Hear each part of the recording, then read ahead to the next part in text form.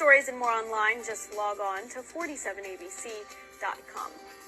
It is well known that the Eastern Shore is packed with history, dating back decades, even centuries. But the story of one man from Caroline County has often gone untold. That is until now, as 3 historians have worked to uncover his name and his story. Check out this week's edition of The Bright Side. Kind of stumbled into the records of Mr. Dennis F. Groce attending and graduating from Howard University's preparatory department in 1889. Dennis Groce. You may have never heard that name before, but John Mueller and other historians are trying to change that.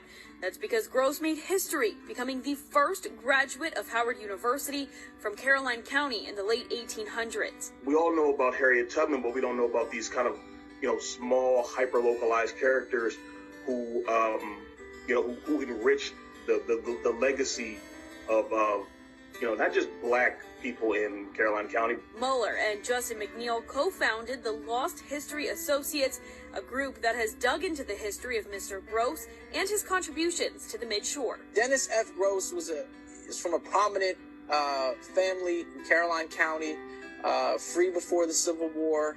He was educated in Caroline County. He was a teacher in the Caroline County's colored school system before going to Howard University. Since learning more about his history, the 2 of them and another local historian say they've found the perfect way to honor Groce's legacy. It just so happens there is a new elementary school opening in Greensboro. I can think of no better way to honor Mr. Groce than to call it the Dennis F. Groce Greensboro Elementary School.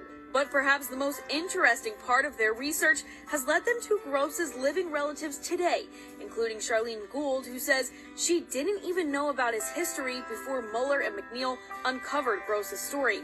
But now knowing what her late relative accomplished over a century ago, Gould says it's a legacy that she's proud to be a part of. The pride and the legacy that there's a different narrative being told that speaks to what you can accomplish, and when there's so many odds against you, that you can achieve. For The Bright Side, Deana Harley, 47 ABC. John Mueller and Justin McNeil have even done presentations on the history of Dennis Groce, and they say they're working to make sure his name is remembered and his story is told. Still to come this morning, we'll take a look at today's Tech Bite.